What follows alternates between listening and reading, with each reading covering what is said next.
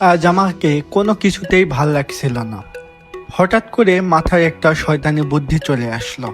তাই আমি আর দেরি না করে চলে গেলাম একটা কম্পিউটারের দোকানে। কালার প্রিন্টারকে নিজের মনি করে সুন্দর করে মুছে নিলাম। তারপরে 10 টাকার 2টা নোট দিয়ে দিলাম তার ভিতরে। ধীরে ধীরে প্রিন্ট হচ্ছে, আপনারা দেখতে থাকুন কীরকমভাবে এগুলো প্রিন্ট হয়।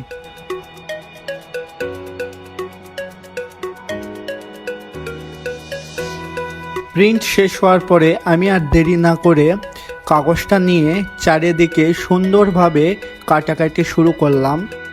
আমি টাকাটাকে সুন্দর করে কাটতে কাটতে, বন্ধুরা তোমরা তোমাদের সুন্দর হাতটি দিয়ে ভিডিওটাতে একটা লাইক এবং চ্যানেলটাকে সাবস্ক্রাইব করে নেবেন। অনেক সময় ধরে কাটাকাটির পরে আমার কাটাকাটি শেষ হলো। এবার আমি এটাকে আঠা দিয়ে জোড়া করে নেব। তো আটা দিয়ে জোড়া দেওয়া শেষ হয়ে গেল।